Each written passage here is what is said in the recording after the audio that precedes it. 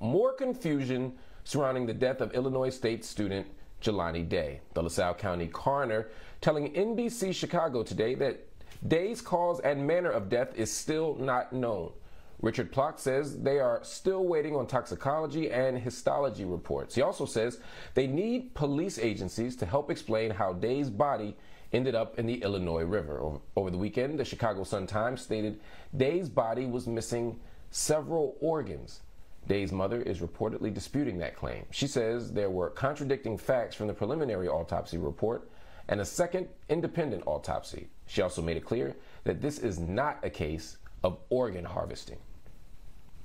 An update now in the shooting of Winston Boogie Smith Jr. He was shot back in June while sitting in an SUV at a Minneapolis parking ramp. Members from the U.S. Marshals Service Task Force will not face charges for his shooting.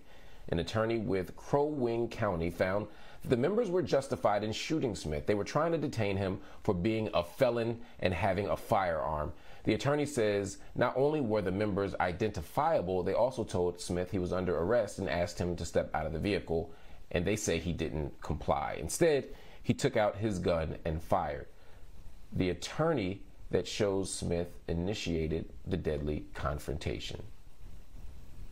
The U.S. panel of experts have drafted guidelines stating that doctors should no longer routinely prescribe daily low-dose aspirin to most people who are at high risk of their first heart attack or stroke. Low-dose aspirin was previously recommended, and many of you have heard this before, for those at high risk from getting their first heart attack or stroke, and even used as a colorectal cancer prevention. But now, researchers are saying that they found that daily use of low-dose aspirin increases chances of bleeding in the brain and digestive tract. According to a recent report by the New York Times, one of the authors of the proposed guidelines, Dr. Amit Kara, explained that aspirin use caused, quote, more bleeding than heart attacks prevented. The advice would not apply to those already taking aspirin or those who have already had a heart attack.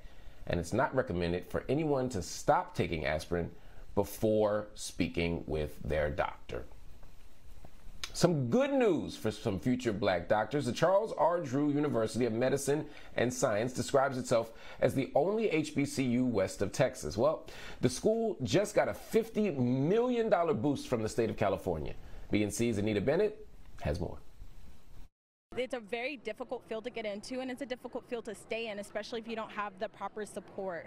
Allison Leggett knew she wanted to be a doctor, but growing up here in Los Angeles, she said she never visited a physician who looked like her. There's a huge need for doctors of color in LA as well as across the United States, and there's a huge disparity in that. And so schools like Drew and other HBCUs really focus on improving that equity in medicine. Allison is a fourth-year medical student at Charles R. Drew University of Medicine and Science in South LA. Named after black medical pioneer Charles R. Drew, the school was founded in 1966 in response to inadequate medical access in this predominantly black and brown neighborhood. We have this check that we present to Charles Drew University of Medicine and Science of $50 million. The university, known as CDU, is now getting a windfall from the state of California. Assemblyman, tell us why the state is giving this money to the school. Because the state has made an investment, a significant investment of $50 million to Charles University of Medicine and Science, to making sure that we have young people in this community, in this region, go into medicine. The CDU campus also includes a College of Science and Health and a nursing school. But because of funding and accreditation, MD students must also attend the UCLA School of Medicine. We have a two-year program. The students spend the first 2 years of medical school in the Westwood campus, getting lectures and things like that, and then 2 years on clinical rotations, especially here at Charles R. Drew University of Medicine and Science. The one-time $50 million state grant will be used to establish a 4-year MD program here on the CDU campus. While the existing program is accredited under the Geffen School of Medicine at UCLA, the new program will change the accreditation for the new program to CDU. It'll be CDU accredited, and the funding will be coming directly to the university as well. I'm Anita Bennett for Black News Tonight. And this funding will make it possible for the medical school to increase the number of students it admits each year from 28 students to 60. To Texas now, the Biden administration once again asking the courts to suspend the state's new abortion law.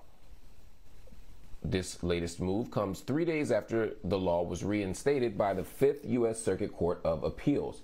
Under the law, a woman cannot have an abortion of cardiac activity of the fetus if cardiac activity of the fetus is detected. It also allows private citizens to sue abortion providers. The next few days could be crucial in determining the future of the law and if the Supreme Court will weigh in. Yesterday, the head coach for the Las Vegas Raiders, Jon Gruden, announced his resignation. This comes after a New York Times report detailing emails over a 10-year period where he made a racist comment about DeMaurice Smith, the Players Union president, as well as making homophobic and misogynistic comments about league's commissioner Roger Goodell and the NFL athlete Michael Sam, who is gay. Here's what Gruden had to say. All I can say is I'm not a racist. I can't tell you how sick I am. I apologize again to D. Smith, but I feel good about who I am and what I've done my entire life. And I apologize for the insensitive remarks. I had I had no racial intentions with those remarks at all. But yes, they can. I'm not like that at all. But I apologize. I don't want to keep addressing it.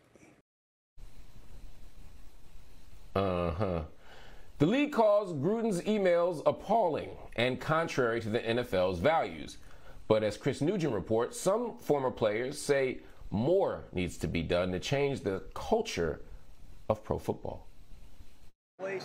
Resignation under pressure. Las Vegas Raiders coach Jon Gruden is out after reports emerged of him using homophobic, racist, and misogynistic language in several emails he wrote over the past decade. In a statement released by the Raiders, Gruden said, quote, "I love the Raiders and do not want to be a distraction. Thank you to all the players, coaches, staff, and fans of Raider Nation. I'm sorry, I never meant to hurt anyone." But many aren't buying his apology. He's just always been a fraud to me. Never from day one, he's been a used car salesman. Gruden's comments were uncovered as part of an NFL review of workplace misconduct at the Washington football team, according to the New York Times. If we find out everything that is in this treasure trove of emails, it could in fact be a reckoning for the NFL. On Tuesday, Dallas Cowboys owner Jerry Jones declined to comment on whether Gruden's decision to resign was appropriate. We all continue to recognize what a spotlight you're in and the way that we should express ourselves. But others are calling out the league. Former NFL defensive end Ryan Russell, who came out as bisexual 2 years ago, says more needs to be done.